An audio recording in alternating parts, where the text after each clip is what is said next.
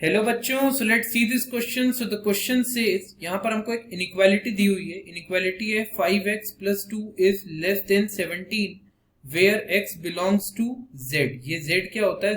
z का मतलब होता है इंटीजर। तो हमको यहाँ पर इनइक्वालिटी दी हुई है, इसको हमें सॉल्व करना है। तो यहाँ पर इस क्वेश्चन को सॉल्व करने के लिए जो हमारा की कंसेप्ट होगा, the key concept to solve this question is, तो सबसे पहले तो आपको यही पता होना चाहिए that z is the notation for integer, यानी कि आपका जो x है वो इंटीजर से बिलोंग करता है। फिर आपको यहाँ पर पता होना चाहिए basic rules to solve inequality. Basic rules जो होते हैं इनइक्वालिटी को सॉल्व करने के, वो आपको आने चाहिए इस क्वेश्चन को सॉल्व करने के लिए। और इसके साथ आपको क्या पता होना चाहिए? इसके साथ आपको सोल्यूशन को नंबर लाइन के ऊपर प्लॉट करते आना चाहिए। तो solution plot on number line, मैं इसको शॉर्ट में लिख रहा हूं, तो solution plot on number line ये आपको आना चाहिए।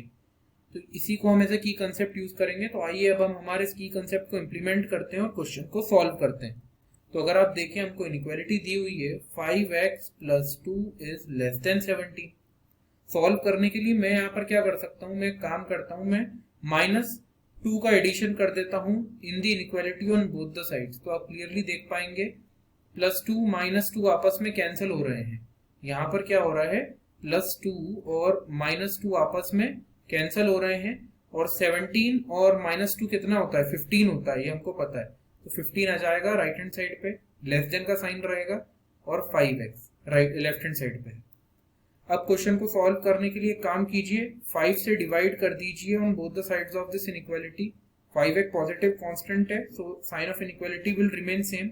अब 5 से 5 कैंसिल, और 5 15 को कैंसिल करेगा तो यहाँ 3 आ जाएगा। That means x is less than 3 हमारे पास सोल्यूशन आ रहा है। तो x is less than 3 solution आ रहा है।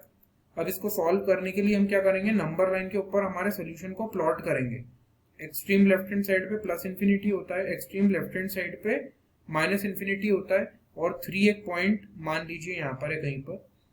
अब बोला जा रहा है, यहाँ पर आपसे क्या बोला जा रहा है, x इज लेस देन 3 है, तो लेस देन 3 है यानी कि -∞ की ओर रहेगा सोल्यूशन।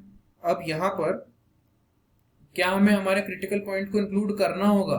तो यहाँ पर आंसर होगा नहीं, हमें हमारे क्रिटिकल पॉइंट को इंक्लूड नहीं करना है, बिकॉज हमको साइन जो दिया है वो केवल लेस देन का दिया है, तो हमको इंक्लूड नहीं करना है हमारे क्रिटिकल पॉइंट को। तो यहाँ से हमारे पास ये सोल्यूशन होगा, ऐसा यहाँ पर ये सोल्यूशन आएगा।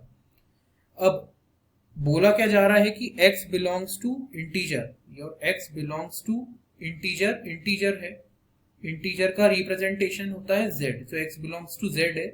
तो यहाँ पर अगर हम सोल्यूशन लिखना चाहें तो हमारा जो सोल्यूशन होगा वो होगा, सर्कुलर ब्रैकेट्स में लिखेंगे, यहाँ पर सबसे पहला आएगा आपके पास, 3 को तो इंक्लूड करना नहीं है, तो 3 से छोटा इंटीजर क्या होता है? 3 से छोटा इंटीजर होता है 2, फिर आता है 1, 1 के बाद आता है 0, फिर आता है -1, फिर आता है -2, और ऐसे करते हुए ऐसे आगे के जितने भी -∞ की और जितने इंटीजर्स आएंगे वो सभी आपको लिखते चले जाना है। तो यही हमारा आंसर बनेगा। तो यहाँ से यही हमारा आंसर होगा। तो this is the answer of this question and that is all about solution of this question.